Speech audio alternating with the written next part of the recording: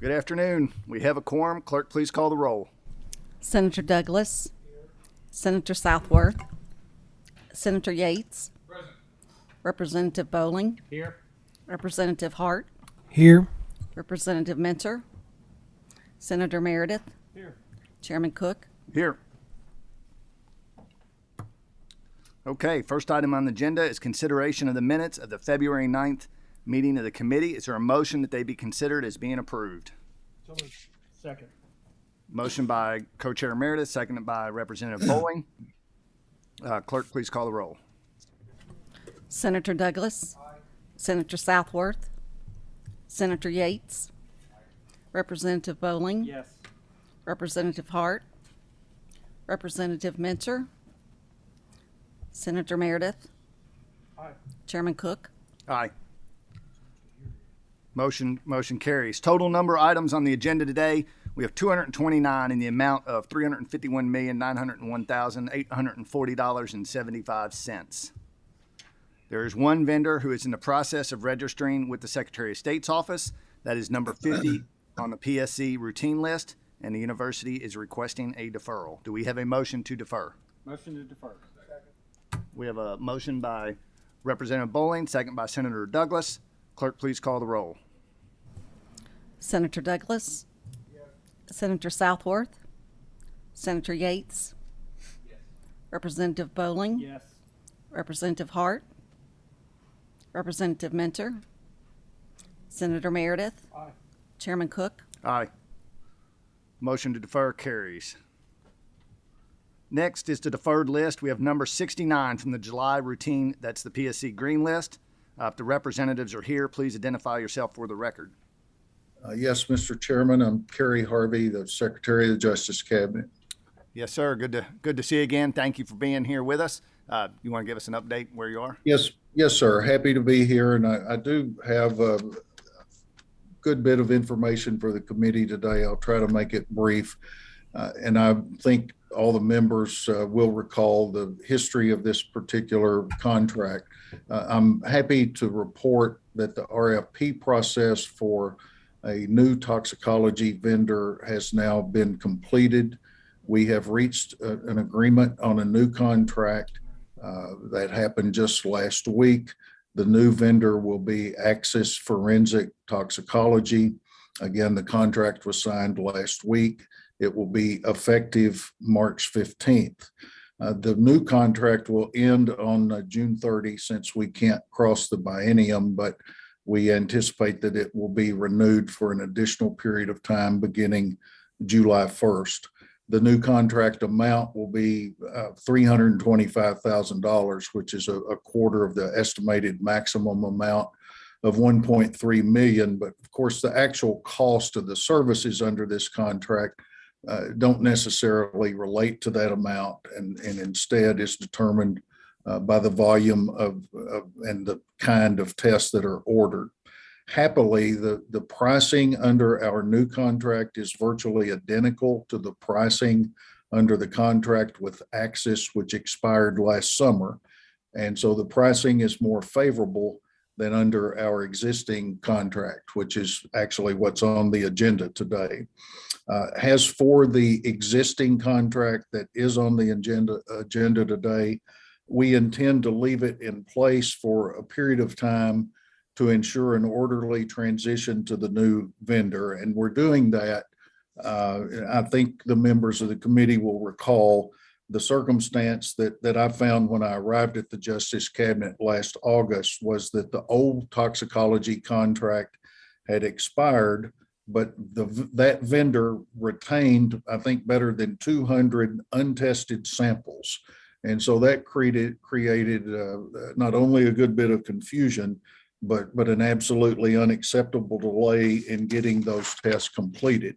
So by leaving the contract that's before the committee open for probably a couple of months, we think we can avoid those disruptions in the testing while we're transitioning to the new vendor.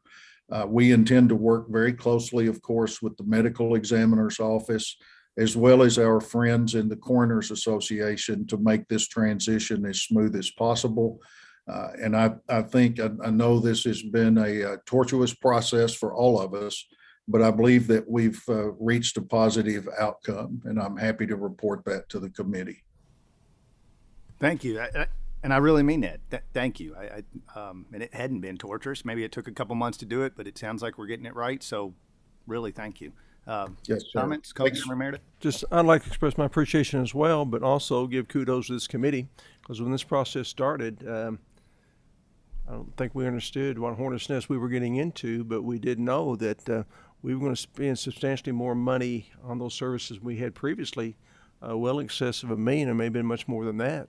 So I appreciate my committee members taking the initiative to really dig into this and understand what was going on. And I appreciate you, sir, working with us and making sure we're doing what's best for the people of the Commonwealth of Kentucky. And we literally have saved probably millions of dollars as a result of this effort. And I appreciate that greatly. Thank you. Well, we certainly have a mutual interest in that, and I appreciate the patience of the committee and you working with us. And again, I would ask your indulgence to leave the contract that's before you now in place for at least a couple of months so that we don't encounter again a difficult situation with the transition. And whether you want to continue to defer it, that's obviously up to the committee. But again, thanks for your patience as we've worked through this process. Thank you, sir. Do we have a motion to defer? I'll make a motion to defer. Second. Motion by Representative Bowling, second by Senator Yates. Clerk, please call the roll. Senator Douglas. Senator Southworth. Aye. Senator Yates. Representative Bowling. Yes. Representative Hart. Representative Mentor. Senator Meredith. Aye. Chairman Cook. Aye. Motion carries. It's deferred. Thank you, sir. Thanks for being with us. I'm going to guess you probably want to be excused and don't want to stay the rest of the meeting. My thanks to you, and I ask if I could be excused. Yes, sir. Absolutely. Thank you. Nobody wants to stay. Nobody. Yeah. Next on the deferred list, number 46 from the January routine personal service contract list. The vendor is now registered with the Secretary of State's office. Do we have a motion to consider that contract reviewed without objection? It's number 46 on the deferred list.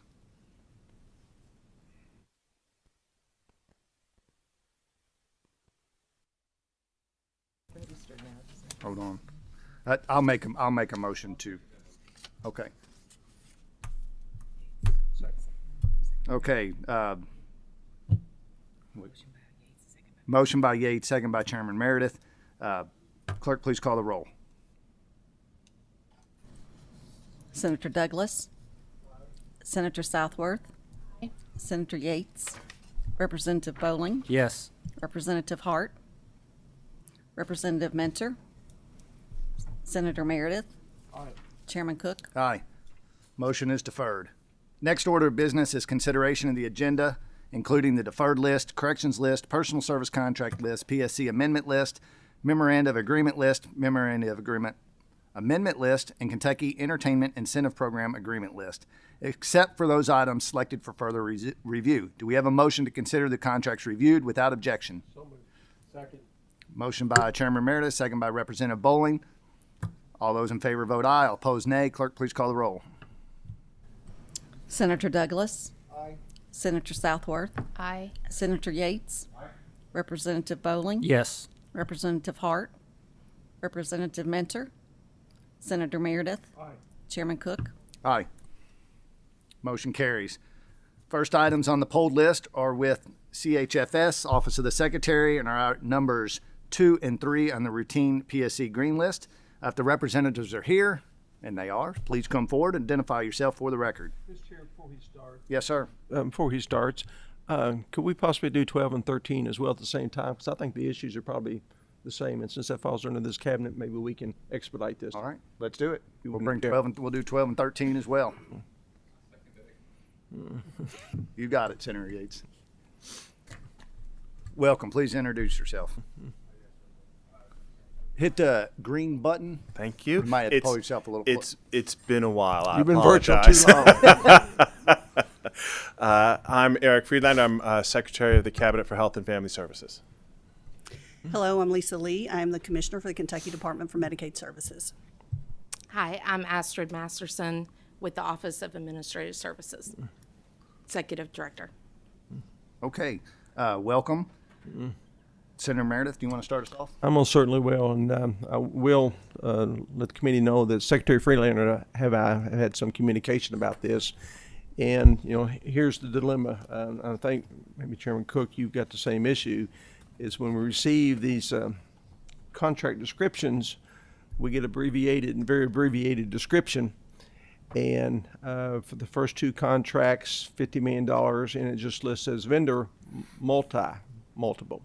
And it says renew the contracts for ad hoc project basis, also opportunity to bid contracts for future work.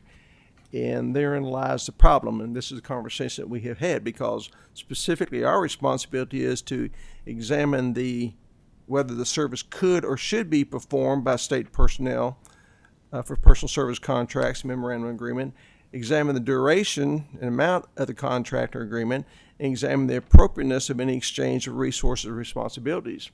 Without knowing who the vendors are, we can't tell whether it's appropriate or not. Secondly, since we're asked to kind of develop a pool, so to speak, of consulting contracts, we don't know what services are going to be performed, so we really can't say, yeah, go ahead. It's just not able to fulfill our responsibility here.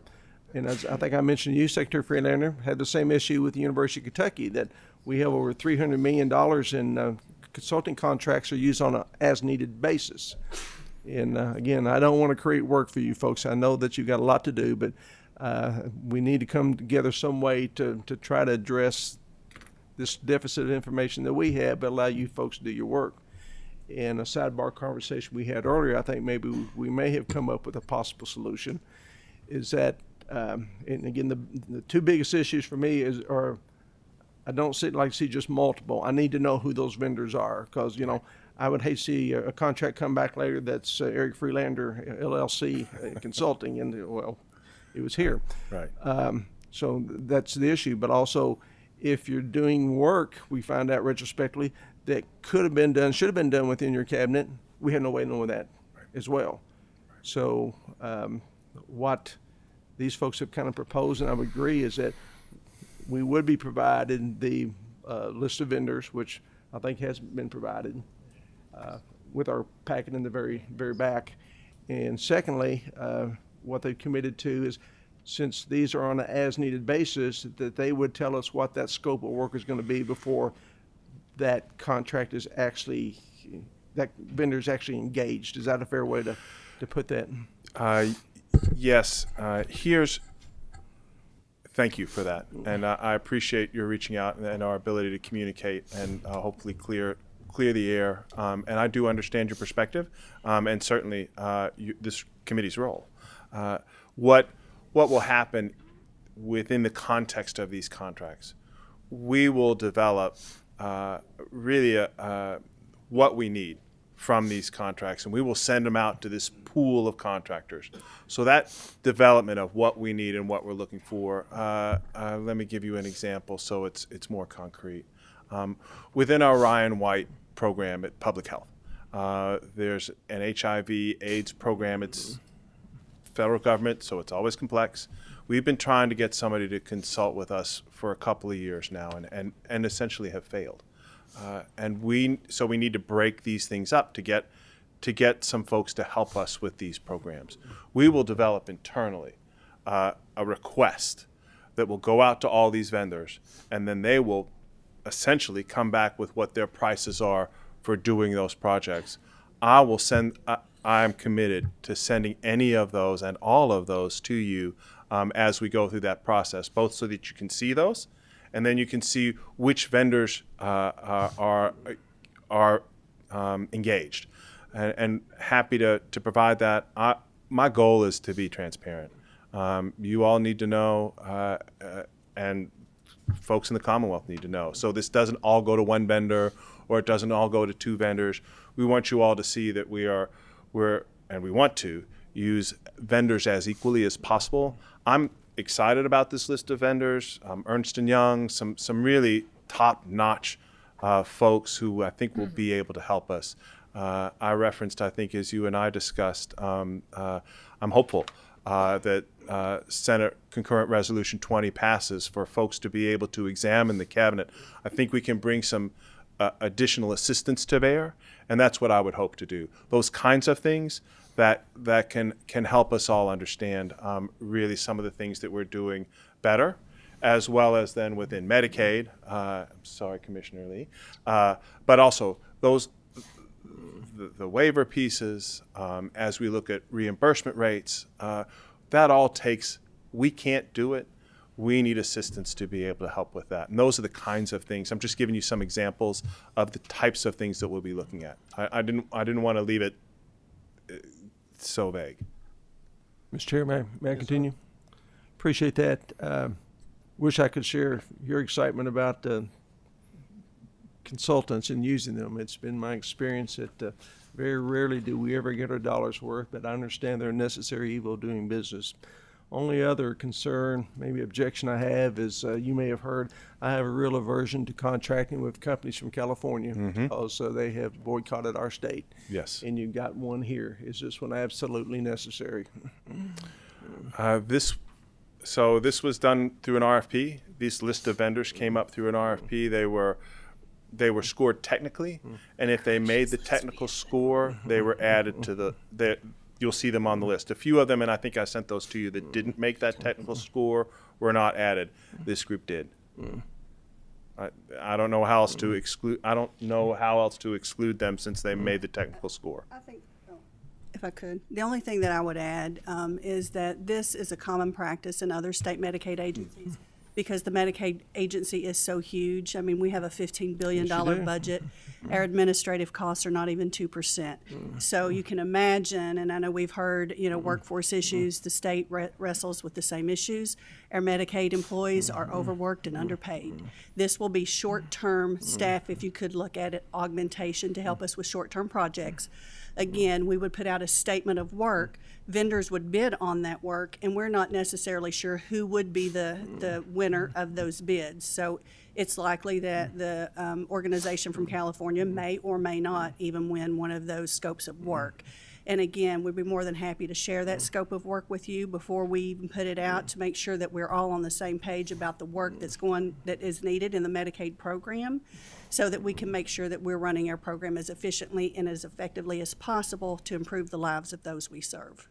I have no doubt that you would do that, and I strongly embrace that. But again, my issue is with a company from California when we have been boycotted in our state. And I'm not sure you answered the question, is this particular consulting firm, do they have some particular area of expertise that uniquely qualifies them that we can't find from someone else? Because truly, I just don't want to do business with California if they're not going to do business with us. That's hang on. Sorry. It's, Cambria Solution. Cambria Solution. And I wish I could answer your question, but I do not know. I'd be happy to share their proposal that they submitted. It is reviewed or scored from the scoring committee is done that way, based on the proposal that's submitted, and then it's scored based on the technical points that were awarded. And unfortunately, we're not able to discount the state, or we can't close them out of bidding on an open RFP process. I don't know, scoring is kind of subjective. I think you try to be as objective as possible, but, if you're from California, you lose 10 percentage points automatically. And I make light of it, but it is a very serious issue with me, is that we're being punished for something that doesn't affect California whatsoever, but we're sending our dollars to California. We understand your concerns. We do. All right. Any further questions on 2 or 3? Senator Southworth. Thank you, Mr. Chairman. I'm just trying to get a better handle because I've seen a lot of these multi-contracts, but what we just heard was a description that said we had an RFP and there was, I suppose, a scope of work on this RFP, and that's what we've got before us. But now it's so vague, we don't even know what all they're going to be doing. And so now there's going to be like this little mini RFP to the select pool. So am I missing something, like why we can't, when we actually have an issue like your Ryan White or whatever you have that sounds very specific and you've been working on it for years, why would you not just put the RFP out for that particular project at the time at which you were needing it, instead of having this like second tier pool thing? There are a couple of reasons. One, primarily, is speed, and the scope of what we're asking for is likely not broad enough for an RFP. You could do it, I think, but these issues come up pretty quickly, and being able to do that and be somewhat nimble is very important.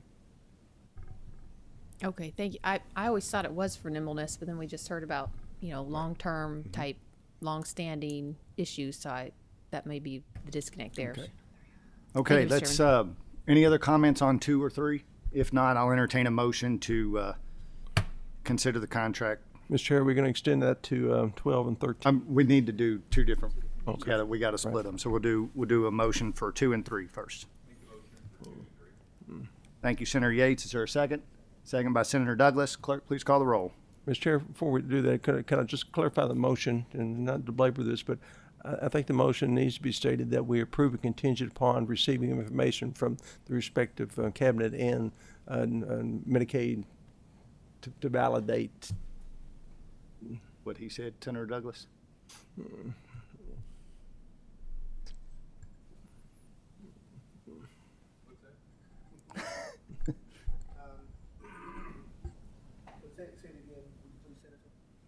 That we're approving these contracts contingent upon the cabinet and Department of Medicaid Services providing us with information as to the scope of services whenever the contract is actually initiated. Who was the original vote? Senator Douglas or Senator Yates? Just a rule. Yeah. Can we make a vote on contingent terms? I mean, I don't think we put the rules table. I know what you're saying for the record. You want to let them know that. I need to vote. We're gonna have a sidebar real quick. Well, the only other option is, again, just trying to make sure we adhere to what our responsibilities are.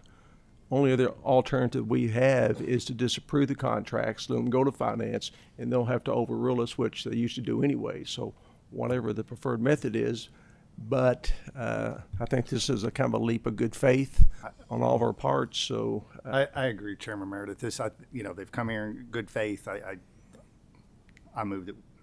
I would be okay with the motion as it is, Senator Yates. Okay. So we have a motion by Senator Yates and a second by Senator Douglas. Is that correct? Clerk, please call the roll. Senator Douglas, Aye.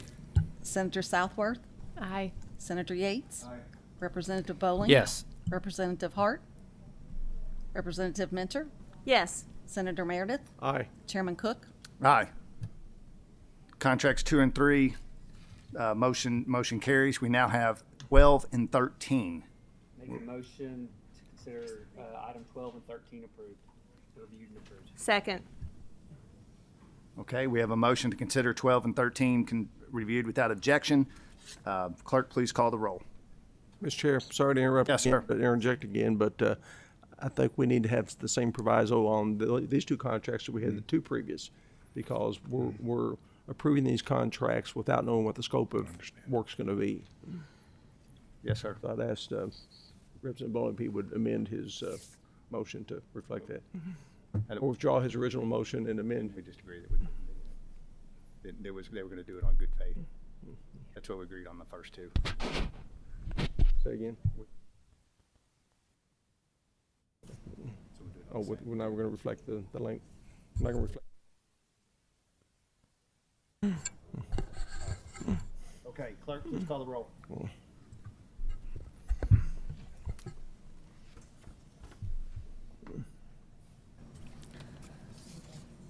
Senator Douglas, Nay. Senator Southworth, Aye. Senator Yates, Representative Bowling, Yes. Representative Hart, Representative Mentor, Yes. Senator Meredith, Aye. Chairman Cook. Aye.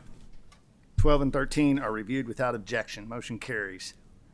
Thank you all for being here with us. Thank you, and we We've got appreciate your faith, and we will not let you down. Cold water, front row seats if you want to stay. Okay, thank you. More to come.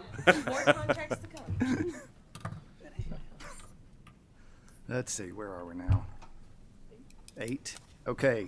Next item on the polled list is with the Department for Income Support. It is number 8 on the routine PSE green list. Do we have the representatives here with us?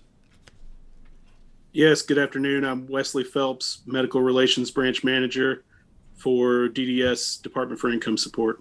Welcome. Thanks for being with us today. Co-Chair Meredith has questions. Yes, Mr. Phelps, appreciate you joining us. And I picked this one as kind of representative of all these contracts that we have for medical consulting, and there are several here. I'd just like some information as to what all this entails because, just at a glance, they're each $691,200. Is that a single individual? Is it a group of people? Just seems like a lot of money individually, and I'm sure there's an explanation for it, but would just like some clarification as to what all this entails. Yes, sure, absolutely. That represents a maximum value for the contract. So each of these individuals is a medical doctor or a psychologist that provides services for disability determinations. When someone applies for disability, part of the process is that we develop a medical assessment of the maximum amount of work that individual is still able to do in spite of impairments, or a determination on whether or not they meet specific medical criteria. All of these have to be reviewed by a medical consultant per SSA's regulations. So we contract with individual medical consultants and we set a number, we pay per claim they review for the agency. And this pool of money represents the maximum number of claims. It's based on 6,000 claims a year, which most of our consultants do not work at that sort of pace and ever actually end up making that total contract amount. That contract amount also includes money to compensate them for time dedicated to training as regulations change, or if they're a new consultant, to money to compensate for time that they spend training to learn Social Security policy and so forth. Thank you. And this is a 2-year contract. I would note that, but there is an increase in cost here. Do you remember what the previous contract was? How much? For this specific doctor? Well, for this whole group, because they're all paid the same. And I remember previously 2 years ago when we approved these that the cost was less. Yeah, I believe it's related to the number of cases. We included the possibility to work additional cases. Gotcha. It's not in the claim rate has stayed the same. It's $45 per review. Okay. That's all I have, Mr. Chair. I'll make a motion to approve. Motion to approve. Is there a second? Second by Senator Douglas. Clerk, please call the roll. Senator Douglas, Senator Southworth, Aye. Senator Yates, Representative Bowling, Yes. Representative Hart, Yes. Representative Mentor, Yes. Senator Meredith, Aye. Chairman Cook. Yes. Motion carries. Thank you, Mr. Phelps. Thank you for being with us. Thank you. Always a pleasure. Have a good afternoon. Yes, sir. You too. Next item on the polled list is with Department of Highways, number 30 on the routine PSC green list. Representatives are here. Please identify yourself for the record.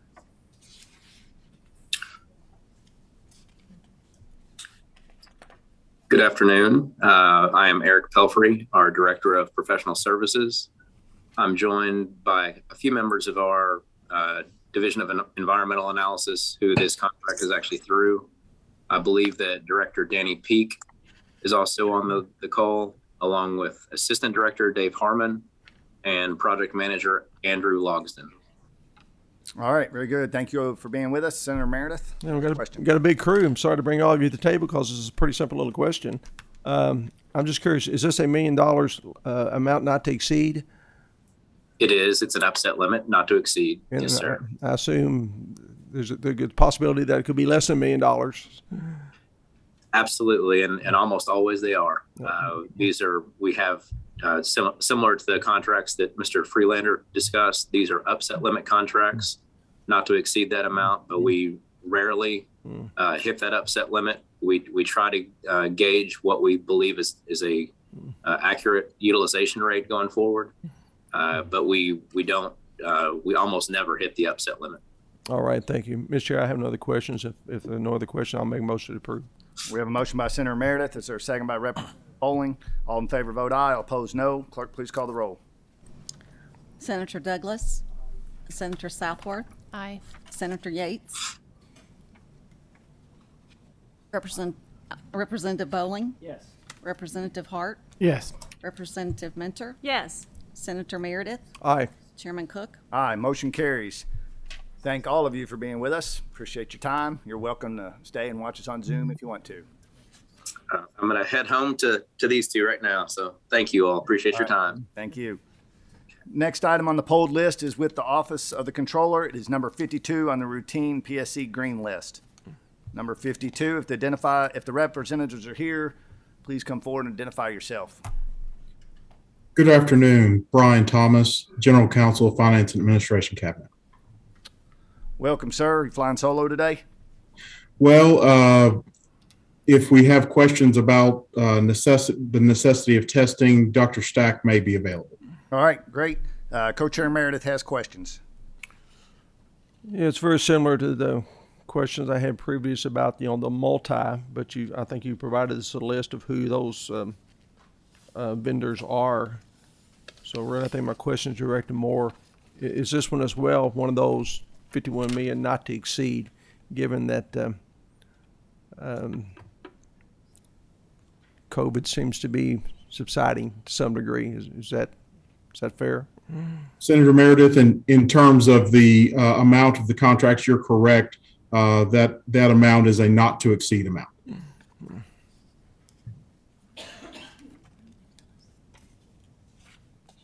That's all I have, Mr. Chair. Any other questions? Senator Southworth has questions. Thank you, Mr. Chairman. It says other as the resource of the funds, and I didn't take an opportunity to be able to see what is the exact source here. Senator Southworth, because there are numerous agencies that will utilize these contracts, the source of funds can be different depending on which agency is going to utilize the contract. At any time, are there state funds involved? I believe that's a possibility. I believe that, it could be a mix of federal funds or state funds or local funds, as this contract is a statewide contract that, can be utilized by all governmental entities in the Commonwealth. Okay, Mr. Chairman. Yes, ma'am. I'm going to move to disapprove, and it's probably no surprise to this committee. $51 million. We just got finished passing a budget in which we're taking out loans to try to get paint on our Capitol walls, and we've got $51 million on COVID testing, and I've got a good doc sitting right behind me that explained to me a few weeks ago how unhelpful this is, especially at this point in time, and I would just move to disapprove. I don't think it's a good use of our taxpayer dollars. Okay, hold on. Before we do anything on that motion, I believe Senator Yates had a question, and I want to cover before we recognize that motion. Thank you, Mr. Chair. Just a question for our speaker before us. The money that is being through this personal service contract, is this money federal money that is coming through with us? Again, because numerous agencies will be able to utilize this contract, the source of funds could be federal money. It also could be state money or local funds. Mr. Chair. Where'd that come from? Mr. Chair, this is Dr. Stack. Sorry, I thought that was just like voice from above. I didn't know. I was like, I'm sorry. Yeah, I was like, where'd that? Hey, this is Stephen ahead. Stack. Thank you so much. And thank you to Mr. Thomas here. So before the committee votes to disapprove, if I could just please put this in context. First of all, it's inconceivable we'll come anywhere near the $51 million for this particular period through the end of the current fiscal year. Second of all, disapproving this has real consequences. We operate behavioral health hospitals where we have obligations under federal law to provide certain compliance requirements. We operate prisons where we have an obligation in involuntarily confined populations to provide certain safety and protections. So it's not as simple as not providing these services. These services are essential, and we have a variety of requirements, probably under KRS for assuring safety, but also under federal obligations for some of this to provide services. The vast majority of this, if not almost all of it, would be federal dollars coming through either grants directly from the federal government or ARPA funds to the extent that they're used for this. So it'd be a scant amount, if anything, that comes from state funds. And should that be the need, it is almost certainly going to be a very defined use case. The challenge with these is we have to project as best as possible an amount not to exceed so that we can authorize these vendors. And in this case, we've already discussed the multi-aspect, but the reason multiple vendors are needed is because we're trying to provide services across a span of 120 counties and a variety of different agencies who have widely different needs, and not all vendors can service all different types of settings. So before the committee votes to disapprove, I would urge the committee members to take into consideration that this is actually very important to have a list of approved vendors so we can provide for a safe environment. But yes, as the pandemic is in a calmer environment right now, the testing has already plummeted dramatically. And there is clearly a shift going forward to antigen tests and people using them at home. But the pandemic's been unpredictable, and we have an obligation to provide for the resources so the agencies can operate safely. Thank you, Mr. Chair. Thank you. Senator Yates has follow-up. Thank you. Actually, Dr. Stack, you almost said it as good as I was going to say it. I'm being facetious, but I did want to point out that we're in a dangerous sphere when a lot of people with some medical training purport themselves to be experts. As I've talked to people who are experts on it, have said with this ever-changing virus and issue that they're constantly learning, that they're spending the time to try to stay above the curve, and even they're behind. So I always urge all my friends to be careful on what you depend on. With that being said, we recently passed a Senate bill to use antigen testing as part of the requirement. It means that you have to provide the testing to do so. There were some dangers in doing that because they didn't know what level it was. But if we were to disapprove a contract to have the routine test that would otherwise be with antigen, it seems to be irresponsible at this point. So there's some people, based on that legislation in which we passed, chose maybe not to get a booster. Said they want to rely on their antigen because they have had it before.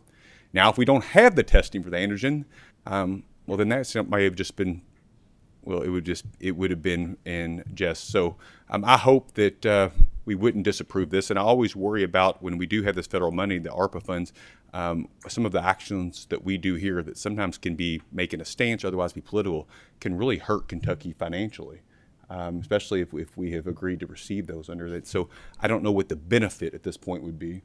So I would hope that we would not disapprove. Senator Douglas. Dr. Stack, this is this is Senator Douglas.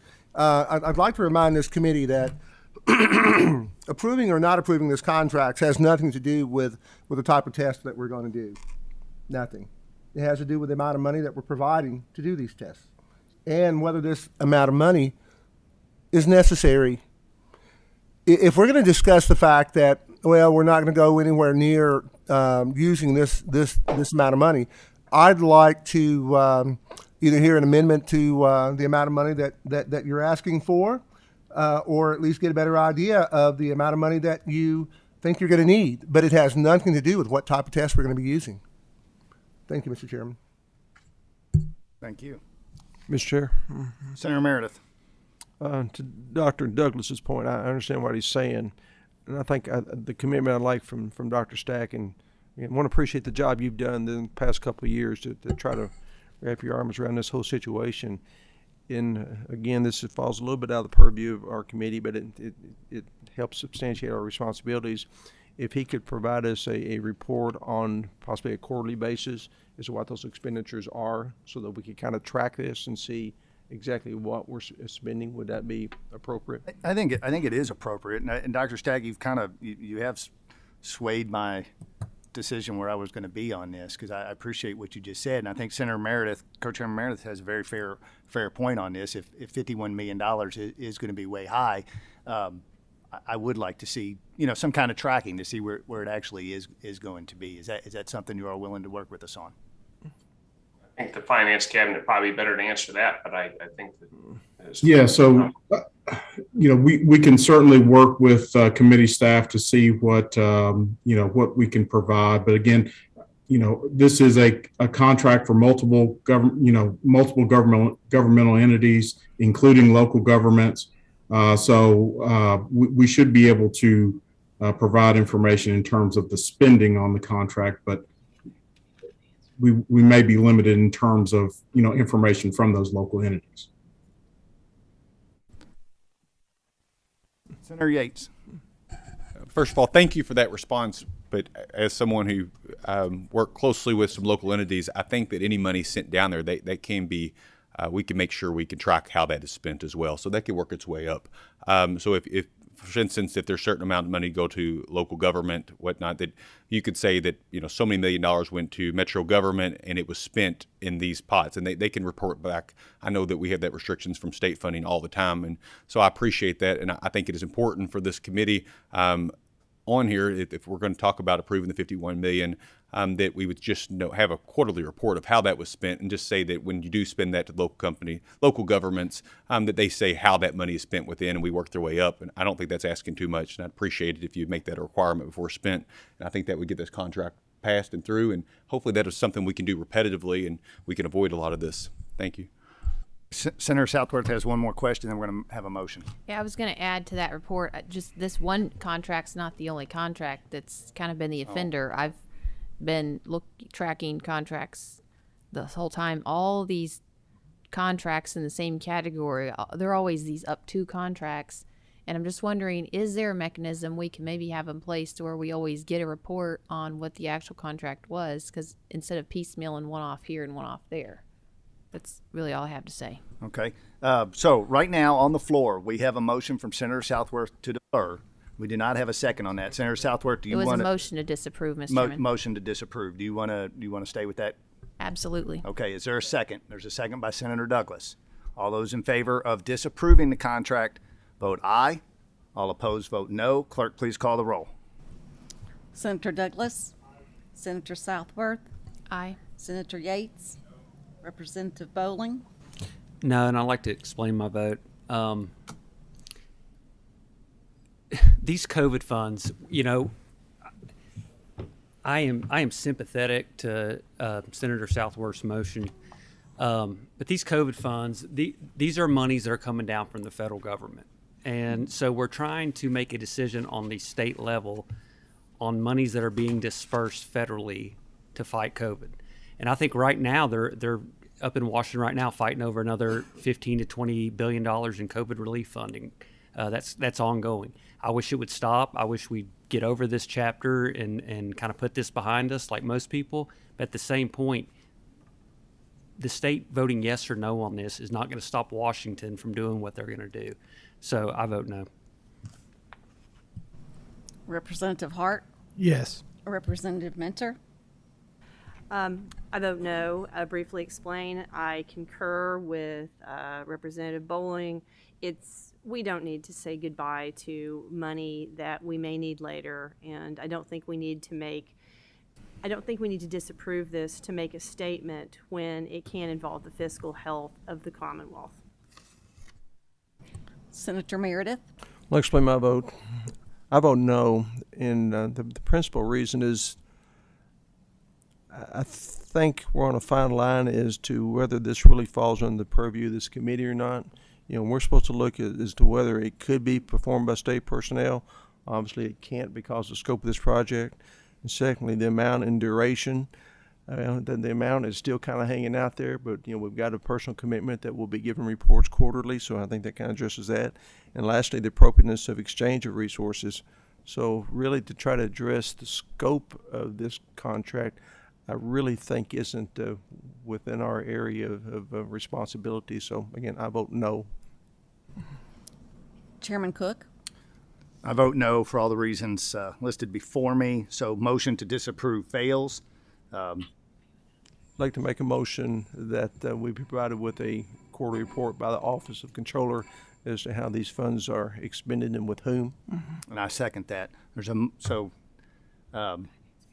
Finance Cabinet, Senator Meredith, will you repeat that one more time so everybody can hear that? Direct the Office of Controller to provide us with a quarter report as to the amount of the expenditure, total amount of expenditure, and to the amount paid to the individual vendors. Okay, and I second that. Clerk, please call the roll. Senator Douglas, Mr. Chair, I'm not sure. I want to make sure that I'm clear on what is before me. We're not voting on the contract. We're just voting on whether or not. No, sir. What we're gonna do right now, the motion is to ask the Finance Cabinet to give us quarterly reports on this. They said the $51 million is gonna be high, and we just want a quarterly report for them so that we can track this. We'll have to have a motion on the contract after we do this. Okay. On that motion, I'll vote aye. Senator Southworth, Aye. Senator Yates, Representative Bowling. Yes. Representative Hart, Yes. Representative Mentor, Yes. Senator Meredith, Aye. Chairman Cook. Yes. Motion carries. So Finance Cabinet, you've got a homework assignment for quarterly reports to us. At this point, do we have a motion Motion to approve. on the contract? There's motion by Co-Chairman Meredith. Is there a second? Second by Senator Yates. Clerk, please call the roll.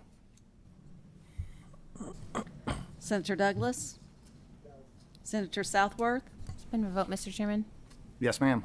I'm voting no, and there's a few reasons. One is all these federal dollars that have been handed to us for our distribution qualify for a number of different things. And there are a number of things that we need to be doing and that we could be doing that we could use these funds for. It's not like use them for tests or else. Let's use them for tests and or all these other mitigation options. And I think I went off about the UV filters. You know, we could be putting that in all our state buildings and probably still qualify for all these federal funds. Otherwise, we couldn't afford all that. So there's all kinds of ways we could spend this money to actually make a dent in our public health, besides things that have zero collateral. And that's why I vote no. Senator Yates, Representative Bowling, Yes. Representative Hart, No. Representative Mentor, Yes. Senator Meredith, I'd like to explain my vote, Mr. Chair. Yes, sir.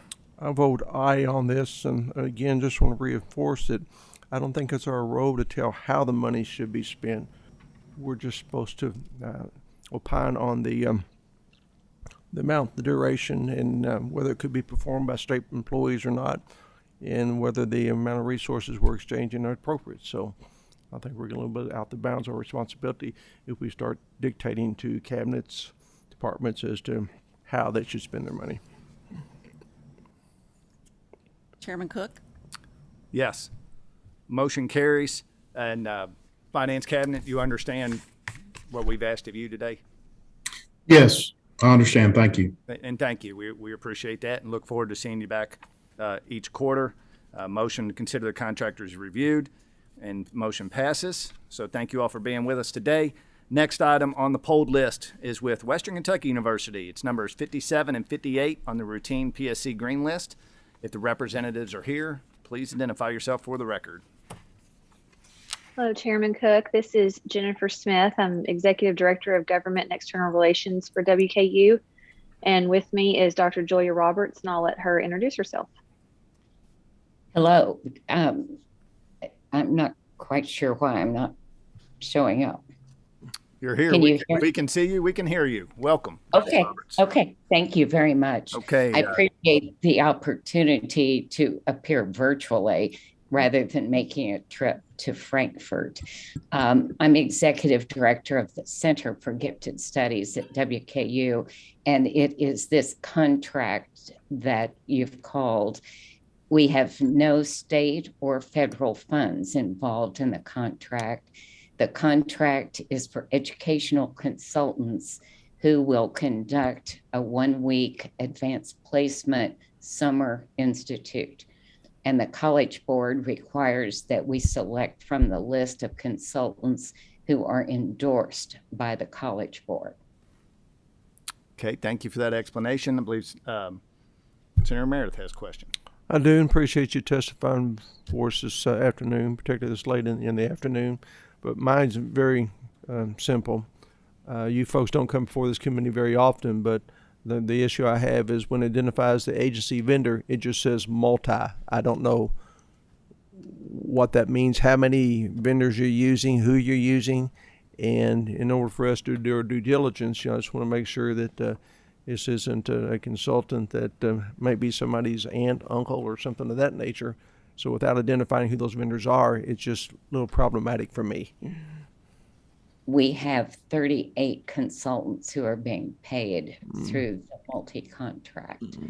And they are all educators who are selected by the College Board for their success with students on the advanced placement exam. What's the average compensation to one of these? It is $3,000 Okay. with $1,200, up to $1,200 for expenses. Okay. Thank you for that. And Mr. I have no other questions. Thank you. Senator Yates. Sorry, I would just like to speak just briefly on this incredible advantage that Western Kentucky provides to our gifted children. Literally puts them around other kids that are like-minded. Sometimes they go to high school and chastised for being exceptional, and all of a sudden they're put integrated with the best of the best, and helps prepare our brightest to move on. And so I speak very highly of the program. Thank you. Thank you. Thank you. Do we have a motion? Second. Motion by Senator Yates, second by Representative Mentor, to consider the contracts reviewed without objection. Clerk, please call the roll. Senator Douglas. Senator Southworth. Aye. Senator Yates. Representative Bowling. Yes. Representative Hart. Yes. Representative Mentor. Briefly explain my vote, please. Yes, ma'am. Thank you all for the outstanding work you do for our gifted and talented students and for lifting that work up, not just on WKU's campus, but throughout the state. I vote yes. Senator Meredith. Aye. Chairman Cook. Aye. Motion carries. Thank you all for being with us today. Appreciate it. Thank you Thank very you. Glad you didn't have to drive all the way in from Western. much. Me too. Thank you. Have a great day. Next item's on the poll list with the Department for Public Health. It is number 3 on the PSC Amendment Ivory list, number 51 on the routine MOA Pink list, and numbers 20, 21, 22 on the MOA Amendment Tan list. So, representatives, doesn't look like Stephen they're Stack here. All right, welcome. Thanks. Welcome back. Thank you. And thank you. Let's see, Chairman Meredith, you want to start us off? Yes, I think the bulk of these are mine, and I'll share with the committee again that Dr. Stack and I have had a couple of conversations about this, as well as exchanging emails, and my issues are pretty much the same that we had with the Cabinet for Health and Family Services and with the Department of Medicaid, that it's a lot of money just with multi-vendors, but we don't know who those vendors are. And Dr. Stack and I have tried to work to come up with a solution how we can deal with this thing, because it could be an ongoing problem. But Dr. Stack, if I could, I'll defer to you, and maybe you can enlighten us as to what we're dealing with here. Certainly, Mr. Chair and Senator Meredith. So I provided for Senator Meredith the list of the vendors. I think it was also, as he mentioned before, in the back of the packet. But one of the challenges, so this is the K through 12 school testing. This is something the federal government has given us an approximately $134 million grant to provide for. And also something that in the special session in Senate Bill 2, or Senate Bill 3 rather, when money was appropriated, specifically Test to Stay was one of the 3 enumerated programs we were tasked by the legislature to accomplish. But in order to provide testing to all 120 counties, and just to provide some sense of scope here, at present, we have provided testing in 111 counties to more than 1,450 schools, and provided over 1 million COVID tests across the Commonwealth. So in order to ensure every public district and private school in Kentucky had access to testing, we had to take an approach that allowed us to get a multitude of vendors, and then in the spirit of local choice and local control, provided them a menu of options so that they could reach out to these approved vendors and select one with whom to partner in order to provide the best possible tailored solution for their setting and their location. So that's one of the reasons this multi-approach was taken. These funds that are being added to it, 30 million of those approximately are from the federal grant that can only be used explicitly for this purpose. So if we do not use it for this purpose, the state of Kentucky essentially concedes it back to the federal government and can't use it.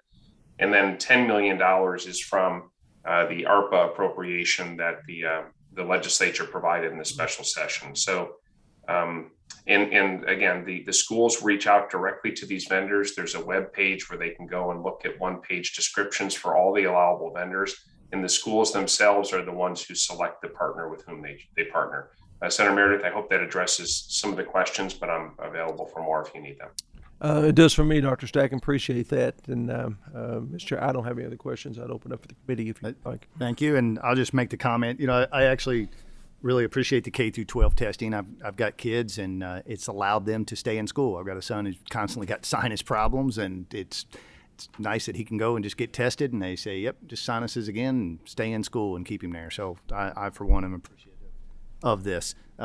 Any other, Senator Southworth, I believe you had questions on 51 or any of those that are on the table right now. Mr. Chairman, I lost track of what all the numbers were. We've got, okay, do so we I think need to take motions on these separately anyway? we will. We're going to take motions Okay. on these separately. I have you as having a question on 51 on the routine MOA pink list. Yes, all right. Totally changing gears here. My question is, this program, it's specifically to study, looks like study children and their interactions to try to figure out how to help kids recover from trauma and issues relating to COVID-19 experiences. And I'm on page 5 of the contract, and it's talking about selecting a minimum of 5 students.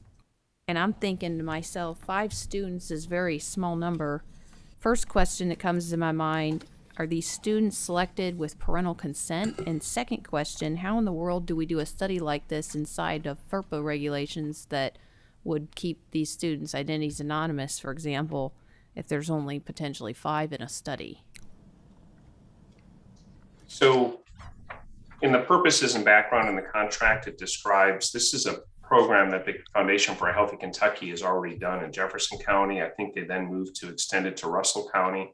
They've worked with this Bounce Coalition, and apparently this has been successful in helping to address adverse childhood experiences, which of course include things like alcohol and drugs in the home, socioeconomic instability, food instability, physical domestic violence, a variety of things that have been shown to set, unfortunately, Kentucky's children on a bad path and a very uncertain future. And so the foundation has had success in a rural county and in a more urban county. And this is an attempt to expand this to other regions. And if they demonstrate ongoing success with this, to perhaps make this approach available more widely. So with respect to the specific methodology, how many people they selected, and I'm confident that this is all done with parental consent and that all of this fulfills whatever requirements are necessary in order to do it in the school setting. But with respect to the specifics of their methodology, that would be something that the foundation would have to address, but the DPH team has worked with them and has found this to be successful so far and looks forward to hopefully expanding it. All right, thank you, Mr. Chairman. Senator Douglas. Thank you. Dr. Stack, if I could, I meant to ask a question back on the Ivory number 3. Is it? Yes, can we sir. go back to that? Yes, sir. Sorry, I didn't get my question in before. But we talked about $134 million coming likely from ARPA funds. That still leaves about $8 million, almost $9. Could you tell me where the rest is coming from? Oh, I'm sorry, sir. So that there's $134 million coming from a CDC, Center for Disease Control grant specifically for K through 12 testing programs. There's $69 million from Senate Bill 3 from the special session in September that has a variety of enumerated uses, one of which is K through 12 testing. So using round numbers to the nearest million, 132 or so, or 133 million of this would be from the CDC fund that can only be used for K through 12, and 10 million would be from the ARPA dollars appropriated in the special session last September. I hope that clarified. And that totals to 143 million. Thank you, Dr. Stack. I appreciate that. You're welcome. Okay, any other questions? If not, I will entertain a motion. We're going to do these in three different motions. So the first one we'll do is number 3 on the PSC Amendment Ivory list. Is there a motion to approve without objection? Motion by Co-Chairman Meredith. Is there a second? Second by Representative Bowling. This is number 3 on the Ivory list. Clerk, please call the roll. Senator Douglas, Senator Southworth. That's my vote, Mr. Chairman. Yes, ma'am. I'm going to vote no. I do appreciate that some of the money, and most of it, is from the CDC dedicated grants, and I also appreciate that this body did appropriate some of the money, although I still agree that the $69 million, if it's not been already expended, can be used for other things, and certainly ARPA dollars are getting to be more precious as we move forward with allocating them all, and so I still don't like them being used on testing. Thank you. Senator Yates. Representative Bowling. Yes. Representative Hart. Yes. Representative Mentor. Yes. Senator Meredith. Co-Chair Cook. Aye. Number 3 passes and considered review without objection. We will now look at number 51 on the routine MOA pink list. Is there a motion to review without objection? So moved. Representative Mentor has made a motion. Is there a second? Second by Senator Yates. Clerk, please call the roll. Senator Douglas. Senator Southworth. Aye. Senator Yates. Representative Bowling. Yes. Representative Hart. Yes. Representative Mentor. Yes. Senator Meredith. Aye. Chairman Cook. Aye. Number 51 passes and is considered reviewed without objection. We're going to do 3. We're going to do number 20, 21, and 22 on the MOA Amendment 10 list. Is there a motion to review without objection? Mr. Chair, we haven't had any discussion on these. And I had a question. And yes, sir. Sorry, going to questions on 20, 21, 22. Senator Meredith, I will let you start. I know we're all hungry, looking for supper, but bear with me here. Again, this is a conversation, Dr. Stack and I had, and if you look at the total dollars, it's a lot of money. And I just would like him to explain, that we have an agreement types of services plan and budget. And I remember something like this, I think last year, that really this is for each of our health departments in the state, I believe. But I'd like to him elaborate on what that means and what we're buying here. Sure. Thank you, Senator Meredith. So the multi in this is the 61 local health departments that support all 120 counties in Kentucky. Those are the vendors. So it's the local health departments. We have ongoing memorandums of agreement understanding with our quasi-governmental partners at the local health department level. And federal dollars routinely flow from the federal government through DPH and down into the local health departments. So we have these agreements that we amend from time to time as new funding comes in, as new programs are implemented. And so these 3, so there's 20, 21, and 22. 21 is for training nurses for breast and cervical cancer screening and STD or sexually transmitted disease services. Item number 21 addresses building local community health workforce. So think about community health workers that Representative Mosier's recently introduced a bill and has passed through the House, supporting harm reduction efforts that has to do with syringe service programs, reimbursement for a summer feeding program inspection program, also facilitation of some annual perinatal quality collaborative meeting that we conduct. And then item number 22 has to do with immunizations, predominantly influenza, but also influenza and COVID vaccines together. So it's both. And also HIV prevention, reporting, and patient support services, and early intervention services. So these are a wide variety of items in this that are additions to the other funding. And yes, sir, the dollar amounts are substantial because the local health departments are the primary partners through which the State Department for Public Health works in order to project services to the people of Kentucky. Follow up, Senator Meredith? No, sir, just thought it was important that the clarification again. Dr. Secretary, this annual services plan, this is really like the marching orders for the next year for our health departments to identify specific areas that you're trying to focus upon. Is that fair?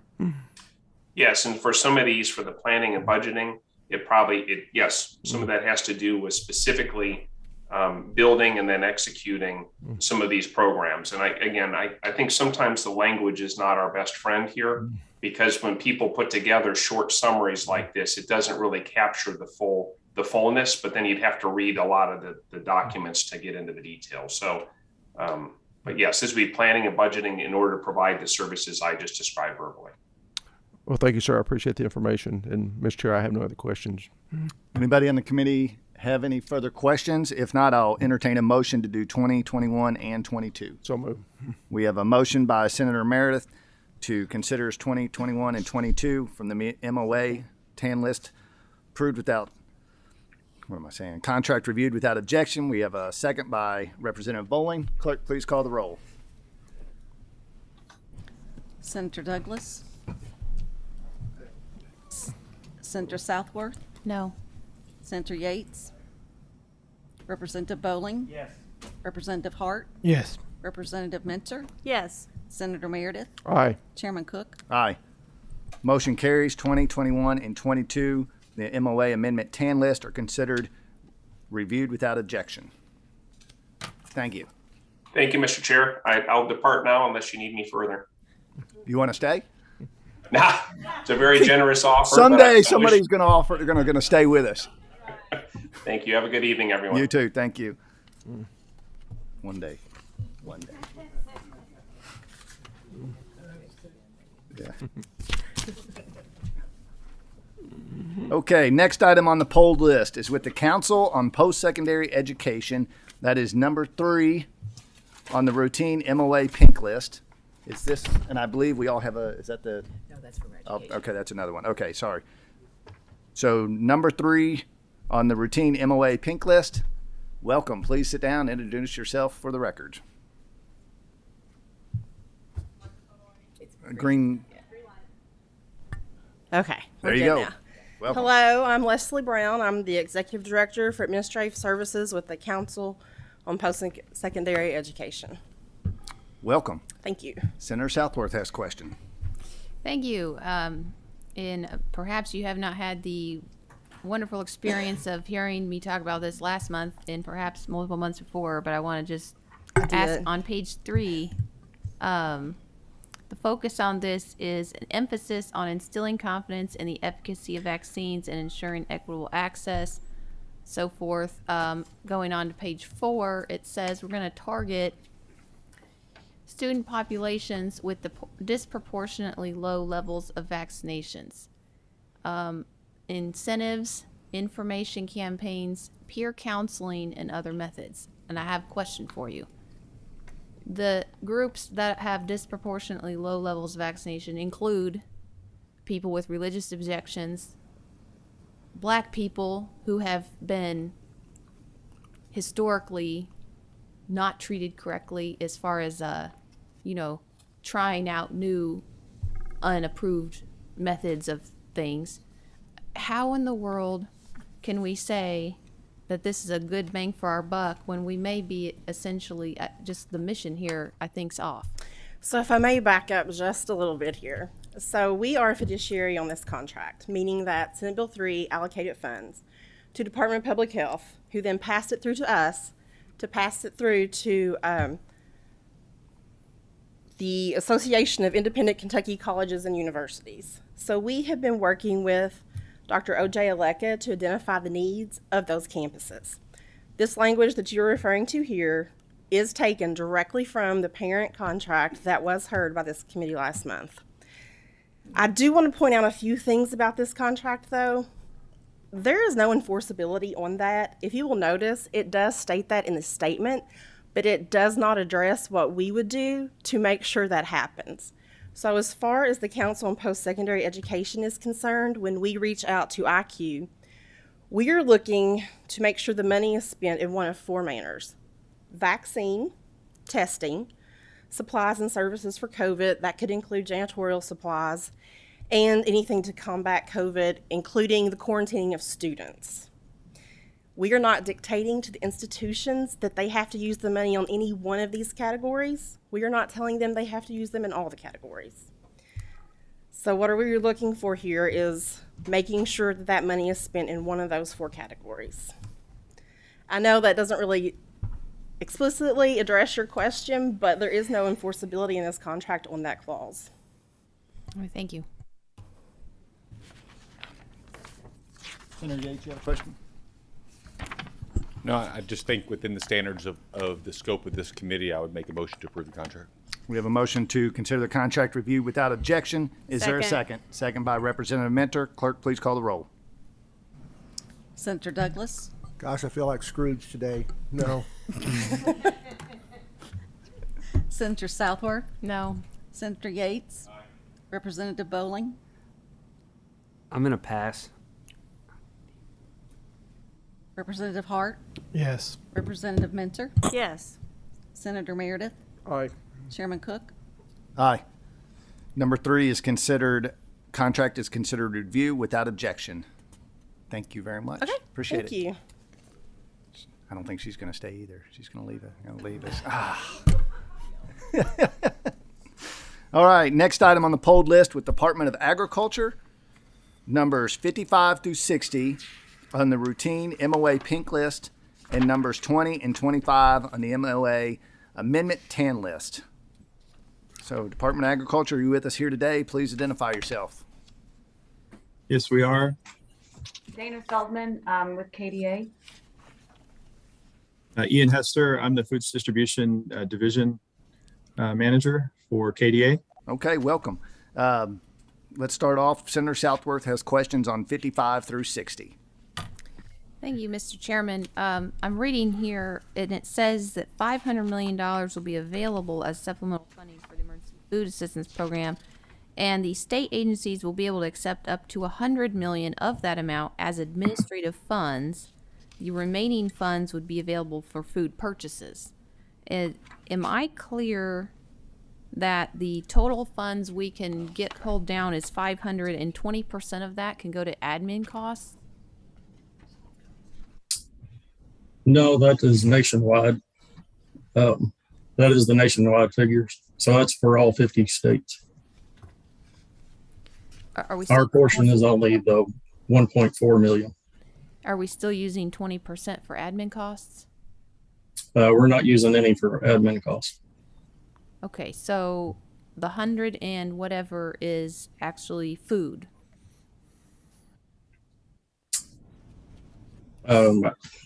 Actually, the 500 million is food, but we're only getting 6 million of that. Okay, I'm a little confused. I've got 2 or 3 different numbers just got said. So how much money is in this? This says it's a CARES Act, Build Back Better Program 22 contract amount $103,247. Am I looking at the wrong thing?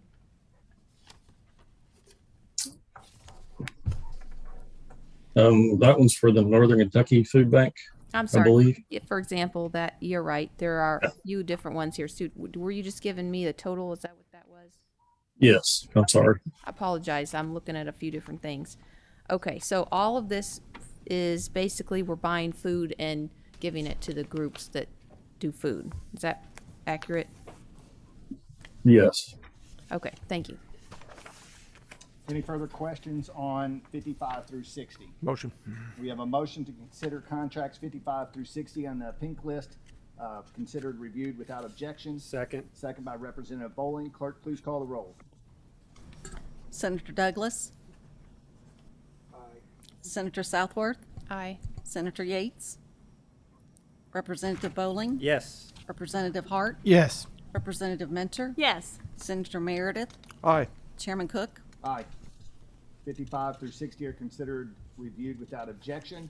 We will now go to 24 and 25. We're going back to the MOA Amendment 10 list. Senator Meredith, I'll let you start us off with questions. Well, thanks, sir, but let me catch up with you.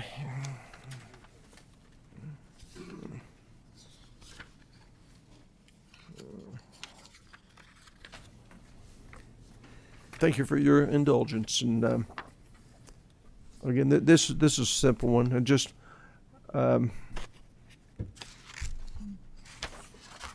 we're providing payments to a lot of different groups of vendors, so I'd appreciate if you just kind of explain how the program works. Good afternoon. I'm David Morris. I'm the Deputy Executive Director of the Office of Marketing at KDA. Kind of switching gears here. These two programs are grants from the Ag Development Fund. They're tobacco settlement funds. All of the Buy Local program helps Kentucky restaurants buy locally sourced foods. Sorry.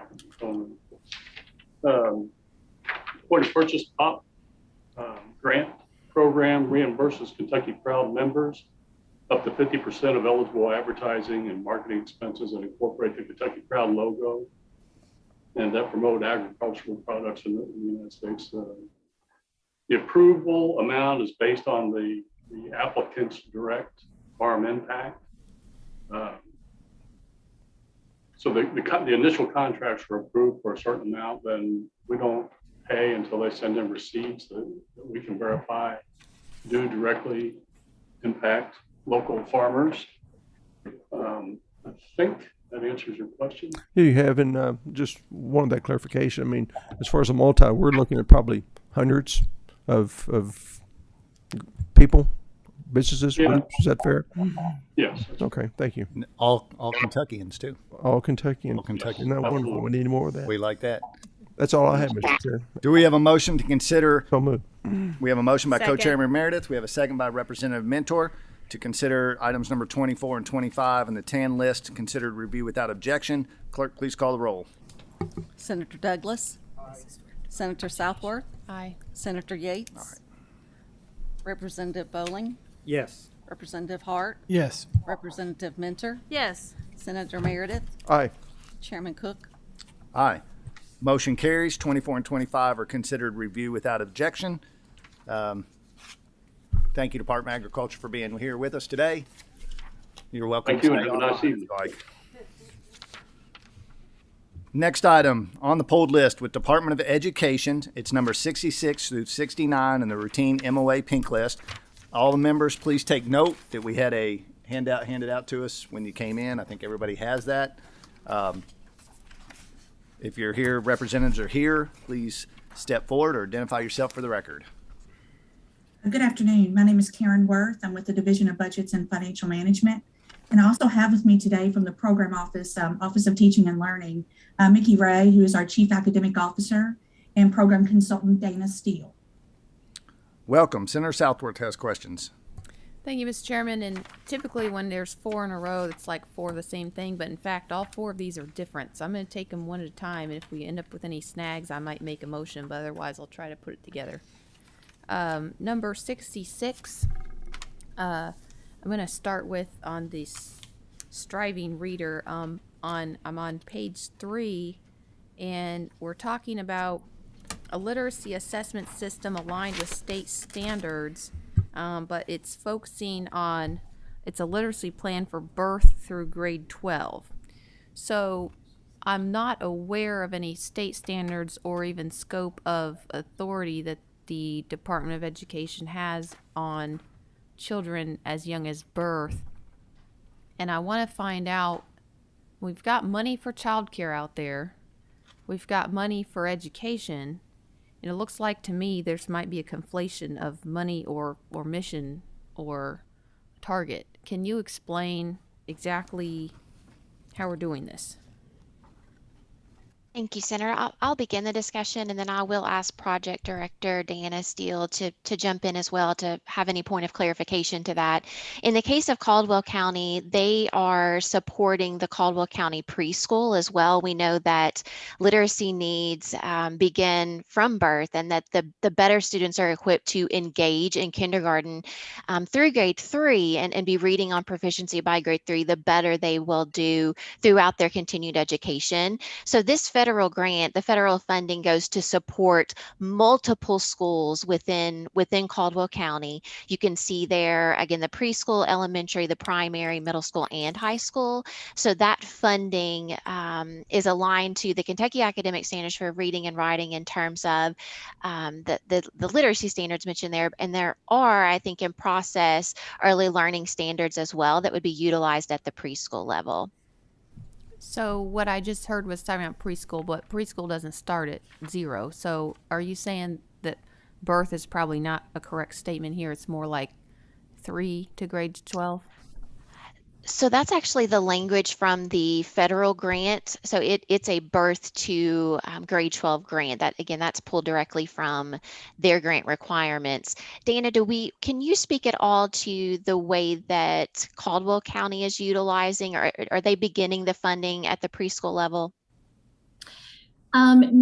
They are using money for Imagination Library. So we can sign children up for Imagination Library from birth all the way up to age 5.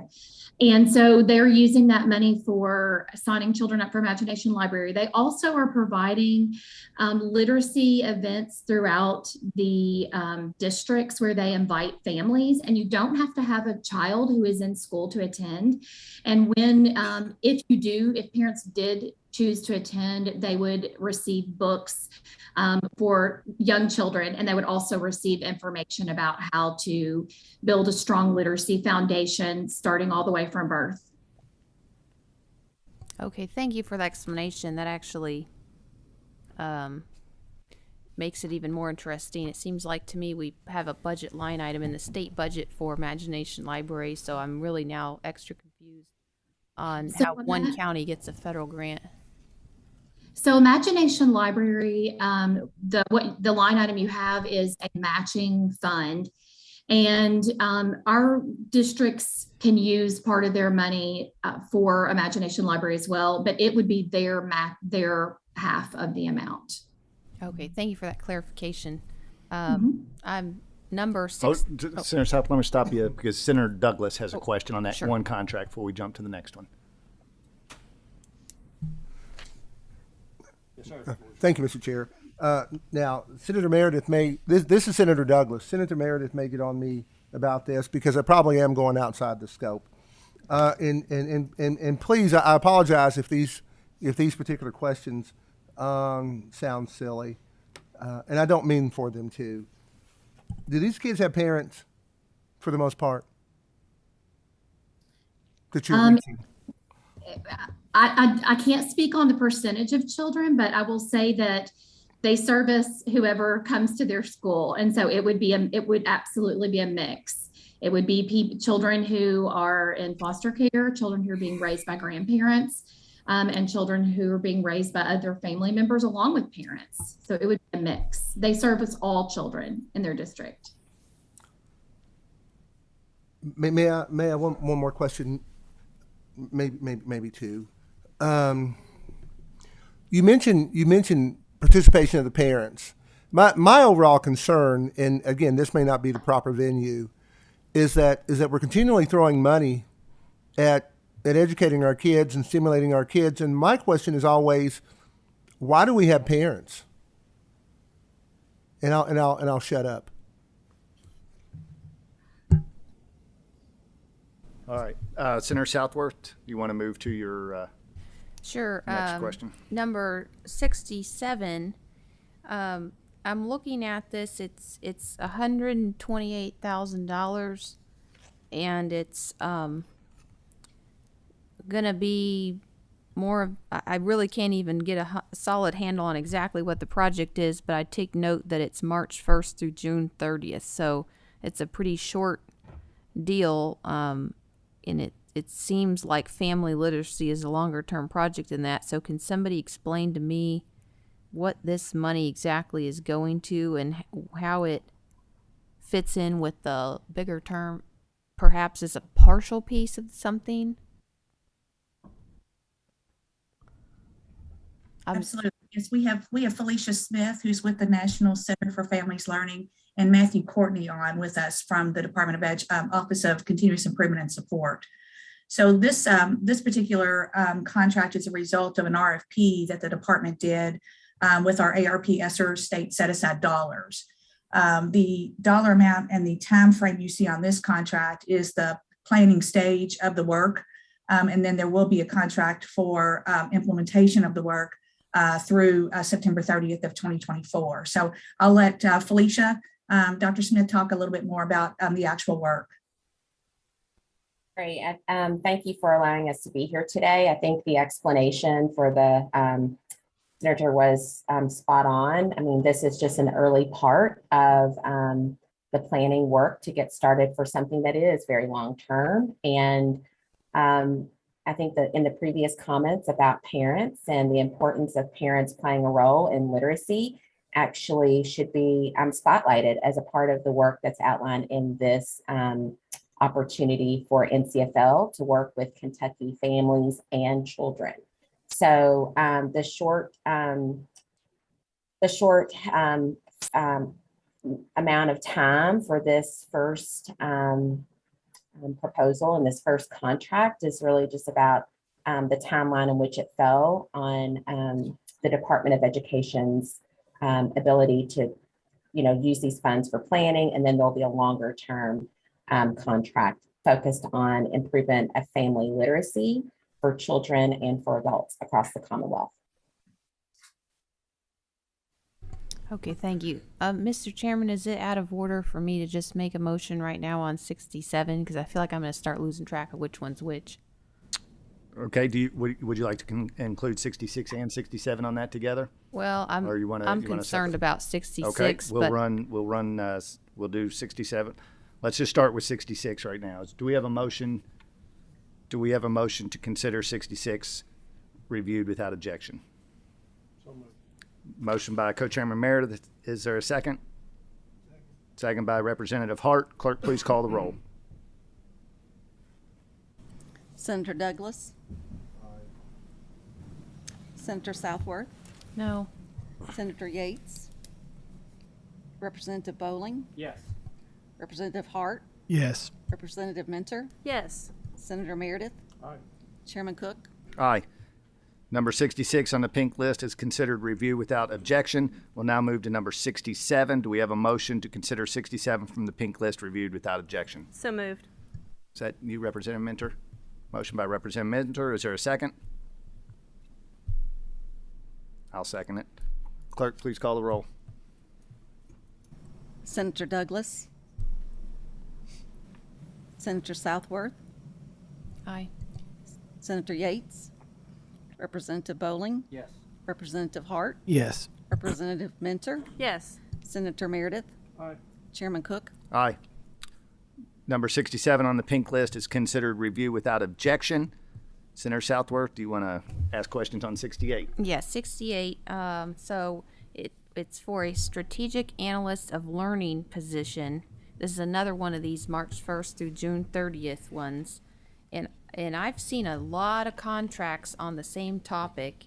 It seems like to me there's a whole lot of people being put into different positions, and I'm trying to figure out, are they all talking to each other? Are we just seeing pieces of this? Because we're back to, let's see, they're going to be working for 74 days.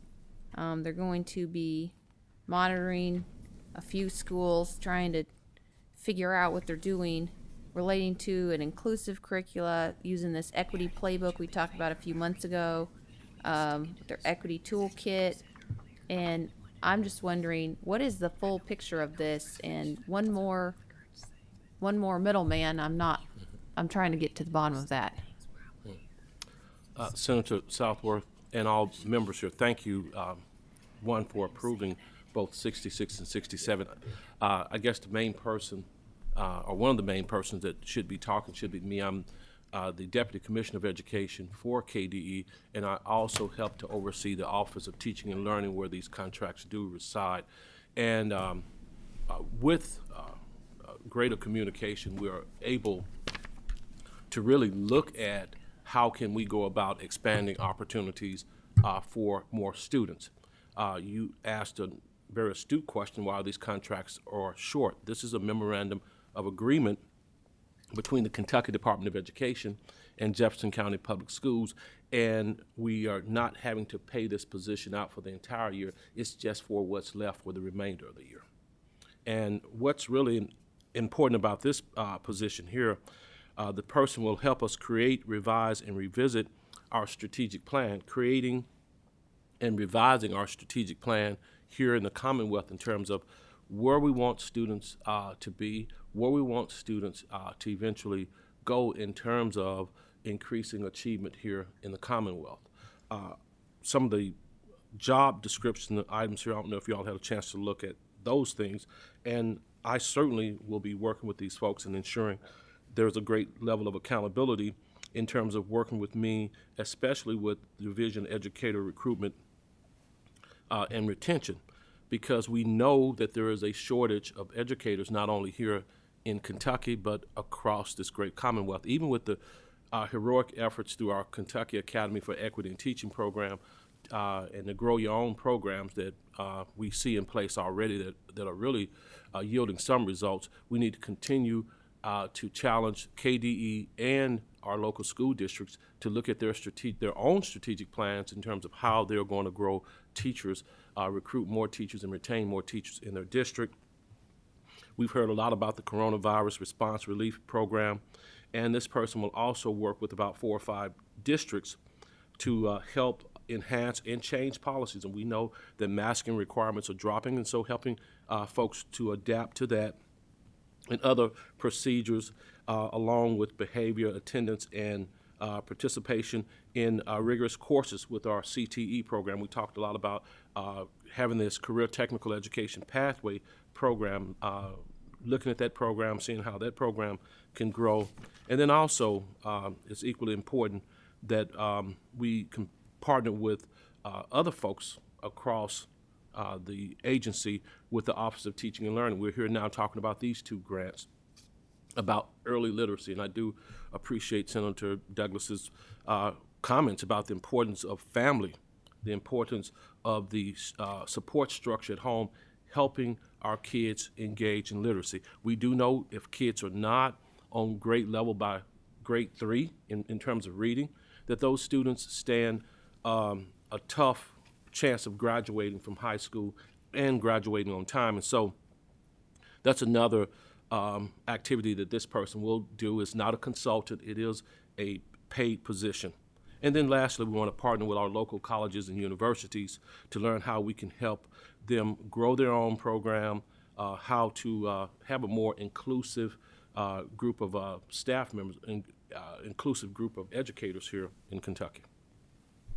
Is it a fair consolidation of the issue to say that this gal works for the Jefferson County Board of Education and has been working there as a normal employee, and KDE is wanting to kind of co-opt some of her work and run it into KDE? Is that what you just Senator explained? Southworth, you are right. It is a memorandum of understanding with Dr. Florence Chang, an extraordinary educator there, and we hope that the successes she's had at Jefferson County Public Schools, that those successes working at the Kentucky Department of Education will translate over to success throughout the Commonwealth. Because as you know, we are charged with working with all 170 of our public school districts across the Commonwealth.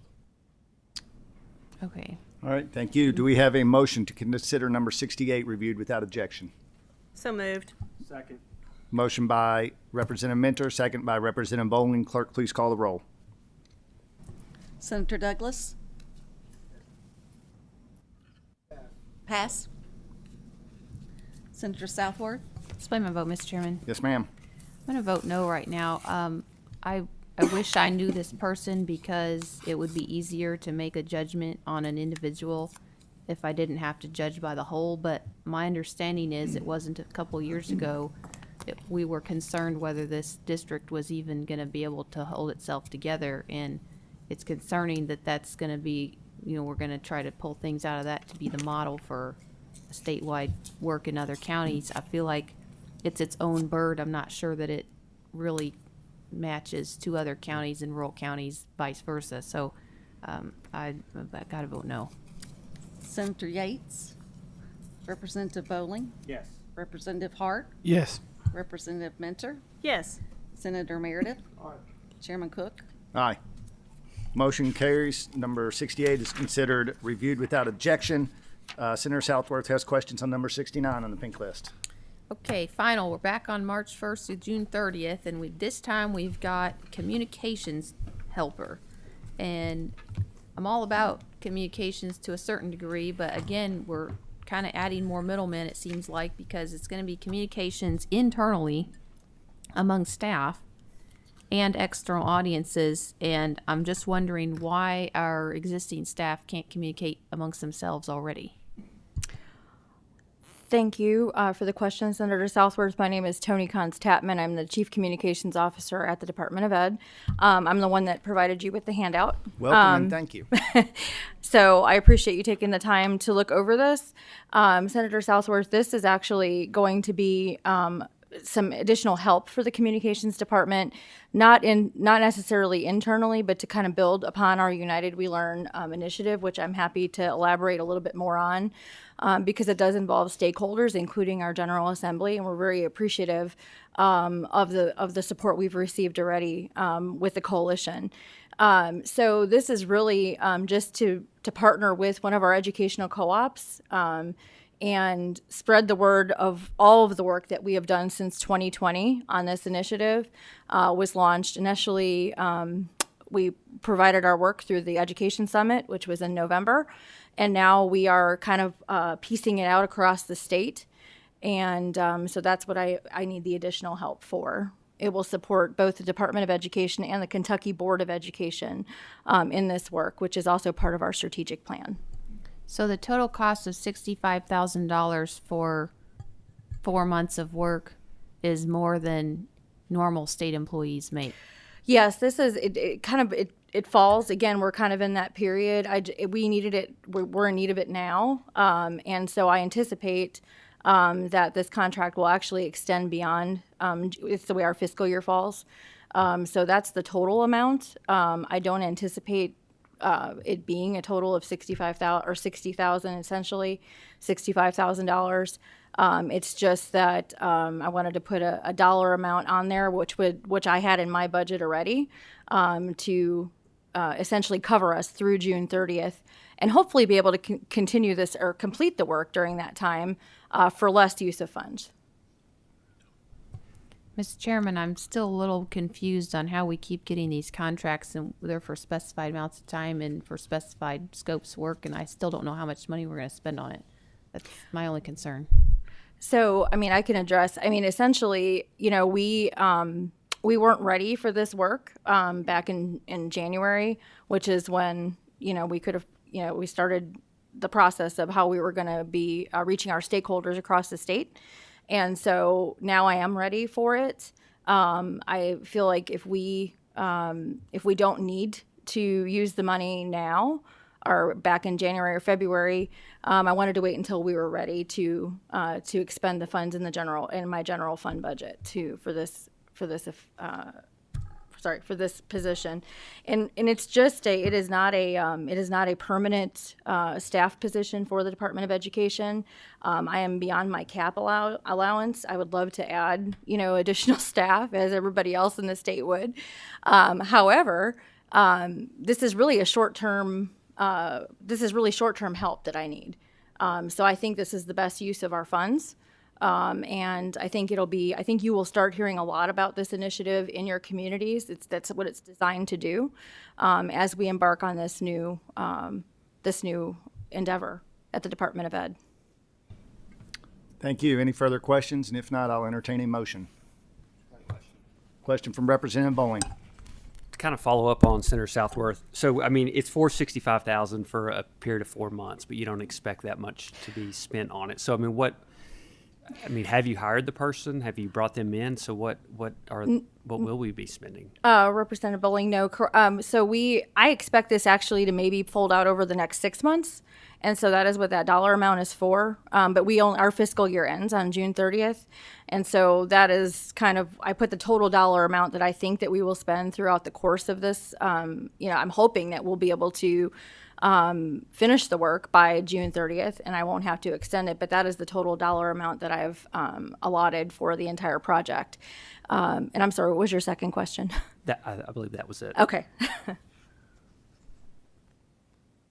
Thank you. Do we have a motion to consider number 69 reviewed without objection? Second, sorry. Motion by Representative Mentor. Do we have a second? Do we have a second on second by Representative Hart? Clerk, please call the roll. Senator Douglas? No. Senator Southworth? No. Senator Yates? Representative Bowling? Yes. Representative Hart? Yes. Representative Mentor? Yes. Senator Meredith? Chairman Cook? Aye. Motion carries. Number 69 is considered review without objection. Thank you. Thank you all very much. We look forward to sharing the initiative with you all. Thank you. All right. Thank you. The final items, pulled list, are with our favorite cabinet, Economic Development. Office of the Secretary, there are numbers 1, 6, and 7 on the Kentucky Entertainment Incentive Blue List. Welcome back. Disappointed to see that other members of the Economic Development Cabinet didn't want to come with you today. He's on vacation. Please introduce yourself for the record and welcome. Good evening. My name's Katie Smith. I'm the Deputy Secretary and the Commissioner at the Cabinet for Economic Development. All right. Thank you. Senator Southworth has questions. Mr. Chairman, I pulled these because as I was glancing through, I thought, wow, we've got a lot of projects coming, and I'm sure there's going to be more. And we just talked last month about how we were excited to have more projects. But then I had a thought, and I wanted to share with the committee and find out if Economic Development Cabinet has any of this out there. So I'm reading through the variety of different shows and programs and movies and things that they're making. And there are some, as a lot of movies have, disturbing themes. And in the entertainment industry, it's very high impact relating to things like mental health, relating to, it's a First Amendment area, but also there are limits to the First Amendment, right? And we've got all kinds of regulations around movies, TV, and so forth for a lot of reasons. So when we're talking about literally spending public dollars to try to get economic impact in here, I'm wondering, are there any parameters from the Commonwealth on, at what point are we going to say potential liability here is more than the economic incentive to us? Is that ever been a discussion or factor in these film incentive projects? I'm going to, Senator Southworth, I think we're crossing the line. Our job here is to review these contracts. If they're doing legal projects, I'm going to ask the Economic Cabinet not to have to answer that. Well, Mr. Chairman, the other co-chair just mentioned our job is to make sure that we're getting a good value for our money. And our state money is going to pay for movies. Frankly, one of them, it says in the description the girl's 19, but how is a teenager watching it maybe going to know that? I don't know, but I'm just wondering, you're talking about potential issues that we have to discuss as a group. Is that a good value for the Commonwealth's money? Senator Southworth, I believe that we are way out of the jurisdiction of government contract review on that. I understand what you're saying. I'm sympathetic to what you're saying. But government contract review, we're reviewing the contracts, reviewing what's on there. I think that if we were going to do that, we would have to look at this under a different committee. Obviously, I disagree with your assessment of the law, Mr. Chairman. Do we have any other questions on contracts 1, 6, or 7? If not, I will consider a motion on those contracts. Second. Okay, we have a motion by Co-Chair Meredith, second by Representative Bowling. Clerk, please call the roll. Senator Douglas, Senator Southworth, No. Senator Yates, Representative Bowling. Yes. Representative Hart, Yes. Representative Mentor, Yes. Senator Meredith, Chairman Cook. Aye. Motion carries. Thank you for being here with us this evening. Okay. Final items on the agenda are 5 exemption requests to consider. They're items 12 through 16. They're on your sheet. You can, what do we need a motion on these? Motion. We have a motion to approve by Chairman Meredith. Is there a second? We have a second from Representative Hart. Clerk, please call the roll. Senator Douglas, Senator Southworth, Aye. Senator Yates, Representative Bowling. Yes. Representative Hart, Yes. Representative Mentor, Yes. Senator Meredith, Chairman Cook. Aye. Motion carries. For adjournment, next meeting, April Veto Day. So we'll do that in the morning, Tuesday, April 12th at 9 a.m. Is there a motion to adjourn? Motion to adjourn. Second. So, all right. We are adjourned. Thank you.